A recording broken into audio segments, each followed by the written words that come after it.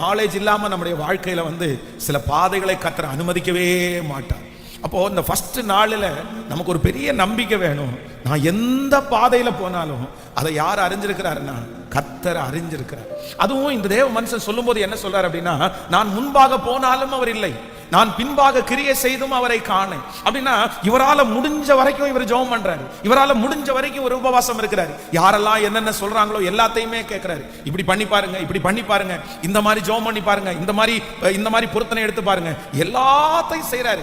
இவர் முடிஞ்ச வரைக்கும் எப்படியாவது இந்த பிரச்சனை ஏன் வந்துச்சுன்னா ஆண்டவர் சொல்லல. முதலாவதாக இந்த மாதிரி சத்துருவனை சோதிக்க போறான், இந்த மாதிரி உனக்கு ஒரு சோதனை வரப்போகுது, நீ கொஞ்சம் கவனமா இரு அப்படின்னு ஆண்டவர் ஒரு எச்சரிப்பு கொடுத்திருந்தா ஒருவேளை இந்த யோபு ஆண்டவர் ஏற்கனவே எச்சரிச்சார்ல, அதனால இது நடக்கும் சரியாயிரும் அப்படின்னு நினைக்கலாம். ஆனா ஆண்டவர் யோபு இடத்துல எதையுமே சொல்லல. பிசாசின் இடத்துல ஆண்டவர் சொல்றாரு, சரி நீ சோதிக்கணும்னா சோதிச்சுக்கோ அப்படின்னு சொல்றாரு. ஆனா யோபு இடத்துல ஆண்டவர் எதுவுமே சொல்லல. சில நேரத்துல ஆண்டவருடைய பிள்ளைகளாகிய நமக்கு ஆண்டவர் கொடுக்கிற சோதனையை சொல்லிட்டு செய்வார் அப்படின்னு நம்ம சொல்ல முடியாது.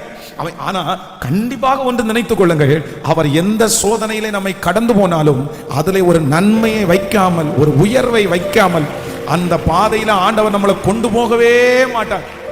எதையுமே சொல்லல. அதனால இவருக்கு தெரியாததுனால எல்லாத்தையும் மன்னிப்பு பார்க்கிறாரு, மன்னிப்பு கேட்டு பார்க்கிறாரு, உபவாசம் இருந்து பார்க்கிறாரு. ஆனா எவ்வளோ கிரியை செஞ்சோம், ஆனா என்ன அவுட்புட் என்ன இருக்குது, என்ன செய்யறாங்கன்னு பார்த்தா ஒண்ணுமே இல்லை, எந்த பதிலுமே இல்லை.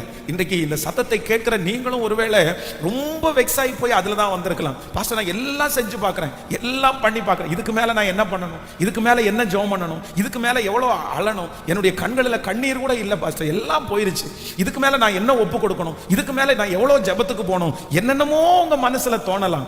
ஆனால் அந்த மனுஷன் முடிக்கும் போது, நான் முன்பாக போனாலும் அவர் இல்லை, நான் பின்பாக கிரியை செய்தும் அவரை காணேன்.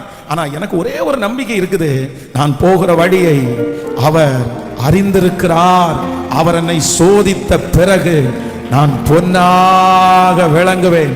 அந்த ஸ்டேட்மெண்ட் ஆண்டவர் உங்க வாயினாலையும் கர்த்தர் சொல்ல வைப்பார்.